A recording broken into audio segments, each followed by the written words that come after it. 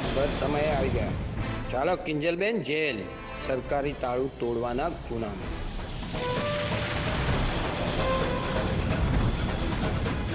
કિંજલબેન, ગુલાબ,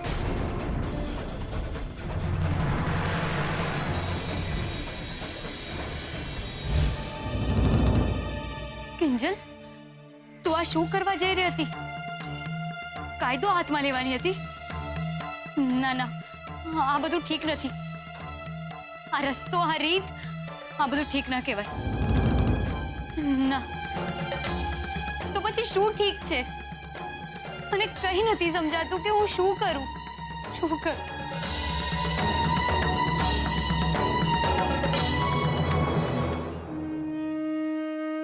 શું થયું કિંજલબેન? તમે તાળું કેમ ના તોડ્યું? ન્યાય કરો કિંજલબેન, ન્યાય. ના ગુલાબ, આ ન્યાય ના હોઈ શકે. જે કામ કાયદાની વિરુદ્ધ કે કાયદાને હાથમાં લઈને કરવામાં આવે એ ઠીક નથી હોતું. તો આપણી સાથે જે કાયદાની આડમાં કરવામાં આવ્યું એ ઠીક છે? જો ગુલાબ,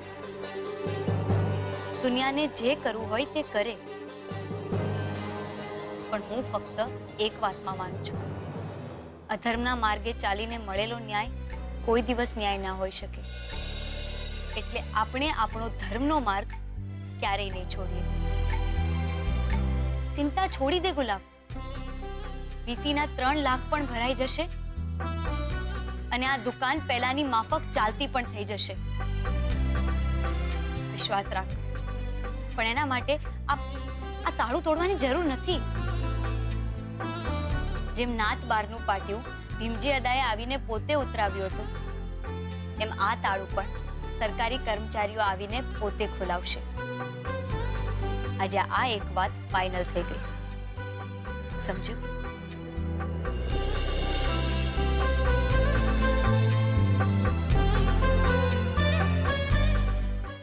તો બોલો દાસ, કેમ આવવાનું થયું અત્યારે? આવું તો પડે જ ને પ્રભુ. વ્યવહારે આવું ના પડે મને કહો. ઓહો મારા પ્રભુ, કેમ આવું થયું હે? મહેનત ના ગયા એનું બહુ દુઃખ થયું મને પ્રભુ. હે ભગવાન, મારા પ્રભુ સાથે આવું કેમ કર્યું રે? બસ બસ બસ, પત્યો. આ તમારા ખરખરાનો કાર્યક્રમ પત્યો કે હજી પણ કઈ મરેશિયા ગાવાના બાકી છે? અરે પ્રભુ, આવું કેમ બોલો છો? હે, તમારું દુઃખ કે મારું દુઃખ નહીં?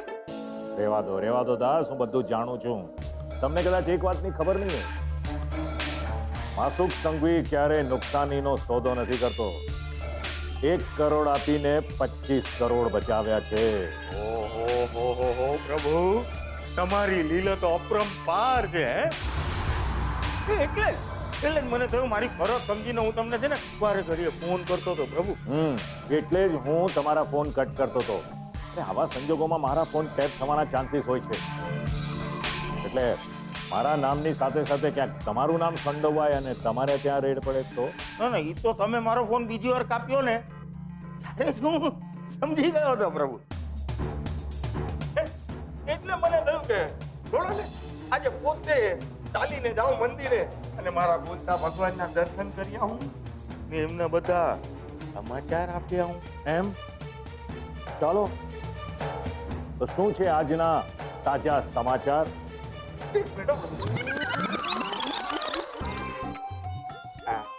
મારો રિમોટ. નમસ્કાર. આજના મુખ્ય સમાચાર છે કે કાલે માસુક સંઘવીને ત્યાં ઇન્કમ ટેક્સની ધાડ પડી હતી ને એમની સાથે એમના ચાવાળા વિવાઈને ત્યાં પણ ધાડ પડી હોવાના સમાચાર આવ્યા છે ને એમની દુકાનને પણ સીલ કરવામાં આવી છે. નહીં દાસ, મને આ સમાચારમાં કઈ બહુ દમ નથી લાગતો. મને લાગે છે કે હું ચેનલ બદલી નાખું કે પછી ટીવી જ બંધ કરી દઉં. અરે પ્રભુ, એવું કેમ કરો છો? હવે જે સમાચાર સંભળાવીશ ને એ સાંભળીને તમે ખુશ થઈ જશો. જોજો. મારો રિમોટ પાછું.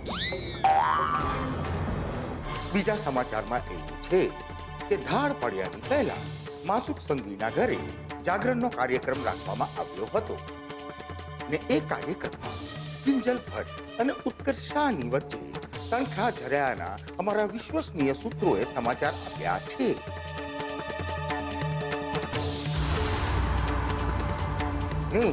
કિંજલ ભટ્ટે ઉત્કર્ષ શાહના મોઢા ઉપર શરબત ફેંકવાની વાતે જોર પકડ્યું છે.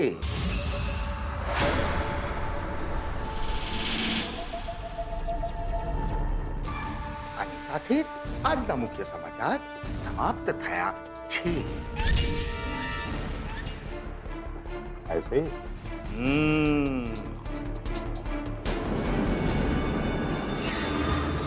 એ વિડીયો અમારી દુકાનનો જ છે. હા પણ રાજુભાઈ, તમે મારી વાત તો સાંભળો. ના, હલો, અરે પણ હલો રાજુભાઈ. છાવા દો ને કિંજલબેન. અને સેજલબેનના સસાને જ કહો કે એ જ બધું કરે. આખરે આ બધું એમનું તો પલાળેલું છે. જવા દે ને ગુલાબ. મેં તો આશા જ મૂકી દીધી છે કે કોઈ આપણી મદદ કરશે. તું પણ મૂકી દે. મિસ ભટ્ટ, તમે ભલે આશા મૂકી દીધી હોય, પણ અમારી કંપની પોતાની સાથે જોડાયેલા માણસોને એમ જલ્દીથી તૂટવા નથી દેતી. મોહિતભાઈ, તમે ફક્ત મોહિત જ નહીં, હું પણ સાથે છું કિંજલ.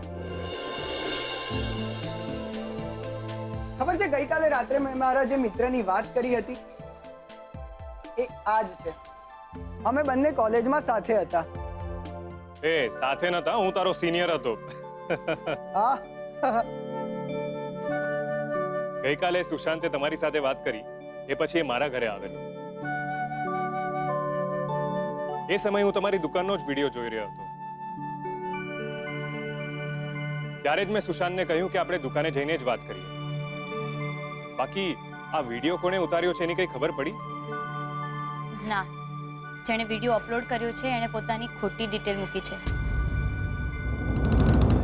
જે થવાનું હતું એ તો થઈ ગયું. પણ મોહિતભાઈ, તમે મને એક વાત કહો ને, શું મને સ્વાદિષ્ટ કંપની લોન આપી શકે છે? સોરી, ઇનફેક્ટ હું તો તમને એ જણાવવા માટે આવ્યો હતો કે જો હવે તમારા તરફથી ફ્રેન્ચાઇઝીમાં મોડું કરવામાં આવશે તો કંપની પોતાનો નિર્ણય બદલી શકે છે. ઉત્તરીની કિંજલબેન, હજુ એક મુસીબત. મને તો કઈ નથી સમજાતું. હજી તો ઓલા વીસી વાળાને 3 લાખ દેવાના ઠેકાણા નથી, તો આ કંપનીનો હિસાબ ક્યારે પતાવીશું? આને કઈ મદદ કરવા આવ્યા કહેવાય? આને તો કહેવાય દાજિયા પર ડામ આપવા આવ્યા. તું શાંતિ રાખ ગુલાબ, બધું થઈ જશે. મોહિત, તું મને એ કે તારી આ કંપની ટાઈમ લિમિટ વધારી શકે છે? પ્લીઝ. થઈ જશે, પણ લોન નહીં અપાવી શકું. વાંધો નહીં. કિંજલ કોઈ પણ બેંકમાંથી પર્સનલ લોન માટે એપ્લિકેશન તો કરી શકે ને? હા, આઈડિયા સરસ છે. અને એમાં કિંજલ, તમે કંપની સાથે કરેલા કોન્ટ્રાક્ટના પેપર્સ બેંકમાં ગેરંટી તરીકે જમા પણ કરાવી શકો છો. એમાં કોઈ જ વાંધો નહીં આવે. અરે વાહ, આ તો તમે ચપટી વગાડતા ધડ અમારી 2 પ્રોબ્લેમ તો સોલ્વ કરી નાખી. પણ સુશાંતભાઈ, આ દુકાનના તાળાનું શું? એનું સોલ્યુશન છે ગુલાબ. દુકાનમાં ચા બનાવવાની મનાઈ છે ને, દુકાનની બહાર તો બનાવી શકે છે ને. એટલે કે સાહેબની જેમ. કિંજલબેન, યાદ આવ્યું? દુકાનની 25મા વર્ષની ઉજવણી વખતે સાહેબે શું કહ્યું હતું? બહુ સાચું કહું, મજબૂરીમાં ઘર ચલાવવા માટે આ કિસ્સો શરૂ કરવો પડ્યો. બાપુજી અચાનક વિદાય લીધી. બા સાવ પડી ભાગ્યા હતા. ને રાઘવ સાવ આવડો હતો. મારી પાસે નહોતું પૂરતું ભણતર કે નહોતા પૂરતા પૈસા. શું કરું? જે કંઈ થોડી ઘણી મૂડી બચી હતી ને એમાંથી એક પ્રાઇમસ, એક કેટલી 2-4 નાના ગ્લાસ અને એક સાયકલ ખરીદી. ને આમ મોહને મોબાઈલ ટી સ્ટોલની શરૂઆત. મોબાઈલ? અરે ભાઈ, મોબાઈલ જ કહેવાય ને. અરે ભાઈ, તાપી નદીના કિનારેથી કોઈ એમ કે મોહન 4 ચા આપી જા, અથવા તો પછી બજારમાંથી કોઈ એમ કે 2 અડધી ચા અહીંયા આપી જા. જેવી જેની બૂમ પડે કે આપણે તરત ગરમા ગરમ ચાની કીટલી લઈ સાયકલ લઈને સીધા પહોંચી જઈએ ત્યાં. હવે તમે જ કહો, આને મોબાઈલ પિસ્તોલ કહેવાય કે નહીં? એટલે સાહેબની જેમ જ આપણે પણ નવી શરૂઆત કરીશું, મોબાઈલ ટી સ્ટોલ.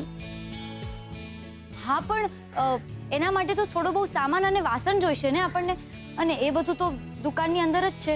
કોને કહ્યું? અરે 2 દિવસ પહેલા હું જ્યારે દુકાન સાફ કરતો હતો ને, ત્યારે વધારાના વાસણ હું દુકાનની પાછળ મૂકી આવ્યો હતો. અને એમાં એક ચૂલો પણ છે, અને ચા આપવા માટે કાગળના ગ્લાસ ક્યાં નથી વપરાતા? કરેક્ટ. અને આમ પણ ટી મેળામાં તમને કાગળના ગ્લાસ ભેગા કરવાનો સારો અનુભવ થઈ ગયો છે, નહીં? એ બધું તો ઠીક છે સુશાંતભાઈ, પણ આજે તમે ભગવાનની જેમ અમારી મદદ કરી છે. Thank you.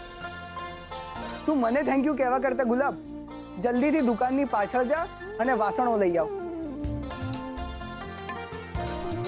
ખબર છે ને તારે બહુ કામ કરવાનું છે. કિંજલબેન, મને આજે તમારી વાત સમજાઈ કે આપણે ધર્મનો માર્ગ ક્યારે છોડવાની જરૂર નથી. એ હંમેશા મદદ કરતો આવ્યો છે અને કરતો આવશે. પેલા ઉત્કર્ષભાઈ હતા ને હવે એમની જગ્યા સુશાંતભાઈ લઈ લીધી છે.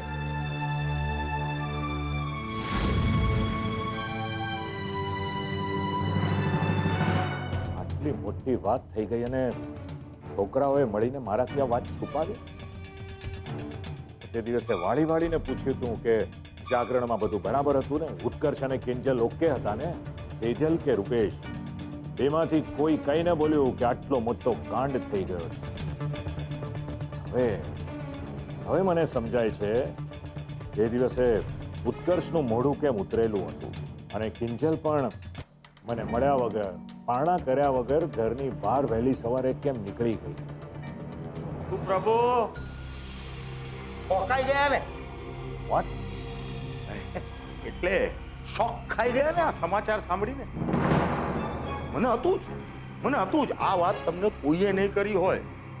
બાકી કેવું પડે હો પ્રભુ તમારું બિઝનેસમેન દિમાગ. હે, તમે જે રાહુલિયાને જાગરણમાં નહોતો બોલાવ્યો, એ તમારું ઇન્વેસ્ટમેન્ટ કામ કરી ગયું. વાહ! અને હજી જો તમે ચેનલ જોવાના મૂડમાં હો ને, તો આ શરબત અને લાફા કરતા પણ જોરદાર સમાચાર છે મારી પાસે. તમે કંઈક ખાશો? કંઈક મંગાવું તમારા માટે? હા હા પ્રભુ, આ શું છે, પેલી સરોજ બહાર ગઈ ને ત્યારથી છે ને રોજ કાચું પાકું રાંધીને ખાઉં છું. આ શ્રીખંડ પૂરી મળે તો. સાંભળ, મારી કેબિનમાં 1 પ્લેટ શ્રીખંડ પૂરી મોકલાવી દેજો. યુગ એને ભેજવું. ના, કઈ નહીં. હા તો ચલો શરૂ થઈ જાઓ. સંભળાવો તમારા સમાચાર. બીજા સમાચારમાં એવું છે કે અમેરિકા સુશાંત ત્રિવેદીનું પુનરાગમન થયું છે.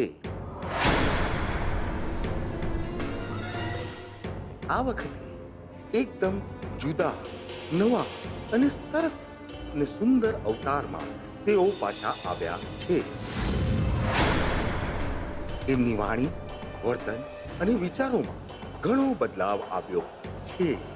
જ્યારે અમારા વિશ્વસનીય સૂત્રોએ એમને એમ પૂછ્યું કે તમારું તાપીનગર આવવાનું કારણ શું, તો ત્યારે એમને તેમના ટિપિકલ અવાજમાં એમ જણાવ્યું હતું કે મને અમેરિકા જઈને મારી ભૂલ સમજાઈ ગઈ ને એ ભૂલ સુધારવા માટે હું અહીંયા તાપીનગર પાછો આવ્યો છું.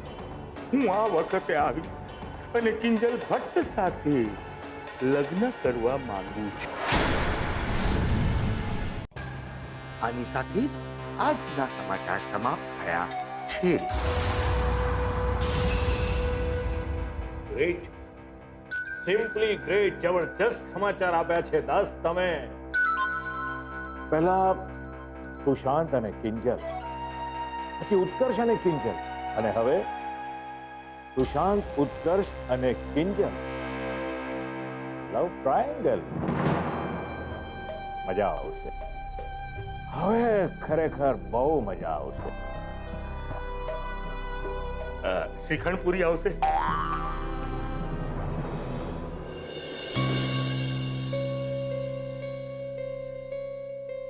કિંજલ, ગુલાબની વાત સાંભળીને તું પછી મારી મદદ લેવાની ના પાડી દે ને, એ પહેલા હું તને કંઈક કહેવા માંગુ છું. હું આ જે પણ કંઈ કરી રહ્યો છું ને, એમાં મારો કોઈ અંગત સ્વાર્થ નથી. ફક્ત અને ફક્ત મારી કરેલી ભૂલનું પશ્ચાતાપ, પ્યોર પશ્ચાતાપ. કપડાનો રંગ હોય કે પછી જમવાનું હોય, બધી જ જગ્યાએ મેં તારા પર મારી જોહુકુમી થોપવા ચાહી. ત્યાં સુધી કે અઠવાડિયાની અંદર લગ્ન કરવાનો જંગલી નિર્ણય પણ મેં લઈ લીધો. અને એ બધું શક્ય ના થયું ને, તો તારા માથે સગાઈ તૂટ્યાનું કાળું ટપકું લગાવીને હું અમેરિકા ભાગી ગયો. પણ સાચું કહું, હું ત્યાં પણ એક દિવસ શાંતિથી નથી રહી શક્યો. એટલે પ્લીઝ, હું જેટલી તારી મદદ કરવા ઈચ્છું ને, એટલી મને કરવા દે. મારા દિલનો બોજ હળવો થશે. મારો વિશ્વાસ કર. હું અહીંયા કોઈની જગ્યા લેવા કે કોઈને એની જગ્યા બતાવવા નથી આવ્યો. મારા ગેરવર્તનના લીધે જે કડવાશ તમારા લોકોના જીવનમાં ઘોળાઈ છે, એ દૂર કરવા આવ્યો છું.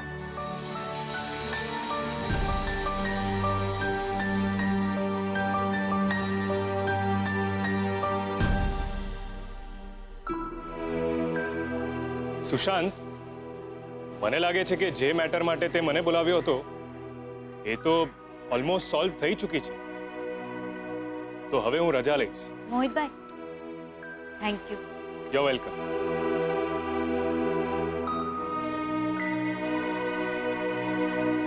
Thank you. કિંજલ, જો તું થેન્ક યુ કહી રહી છે ને, તો અહીંયાની બેંકમાં મારું અકાઉન્ટ છે. ત્યાં તને લોન મળી શકે એમ છે. ઇનફેક્ટ મેનેજર સાથે મેં વાત પણ કરી લીધી છે, પણ ગેરેન્ટર તરીકે મારી સિગ્નેચર જોઈશે. જો તને કોઈ વાંધો ના હોય તો આપણે લોન માટે જઈ શકીએ. જવું છે?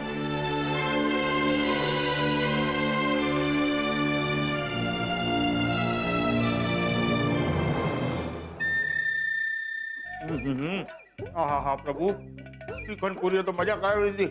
વાહ વાહ વાહ, પેલો ખોડ્યો છે પ્રભુ. પણ આજે કોણ પેટ ભરાઈ ગયું, મન નથી ભરાતું પ્રભુ. હા હા હા, વાહ. વાંધો નહીં.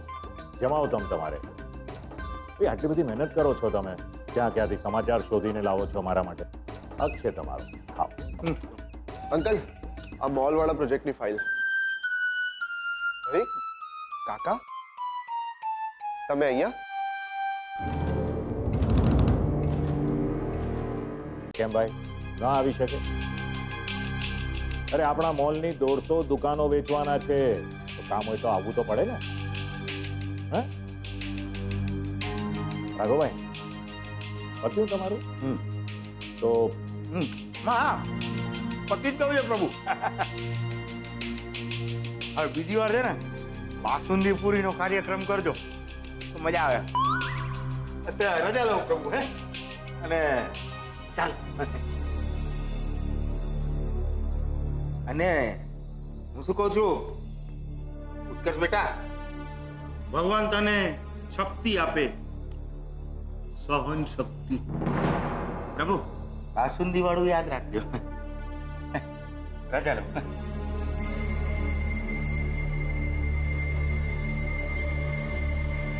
તમારે કહ્યું ને ઉત્કર્ષ કે જાગરણની રાત્રે કિંજલે તારા મોઢા પર શરબત ફેંક્યું હતું. જો આમ શું જોયે છે મારી સામે? તો મોટો થઈ ગયો છે તું, હવે મારાથી પણ વાત છુપાડતો ફરે છે. તને શું લાગે છે ઉત્કર્ષ, તું મને નહીં કે તો મને ખબર નહીં પડે એમ? હવે સમજાયું કે આ શ્રીખંડ પુરીનું જમણ કેમ ચાલતું હતું. રાહુલે રાઘવ કાકાને કહ્યું અને કાકાએ તમને. મહત્વનું એ નથી કે મને કોણે કહ્યું, મહત્વનું એ છે કે તે મને નથી કહ્યું. ઉત્કર્ષ, મેં તને પહેલા પણ ઘણી વાર કહ્યું છે કે કિંજલ તારે લાયક છોકરી નથી.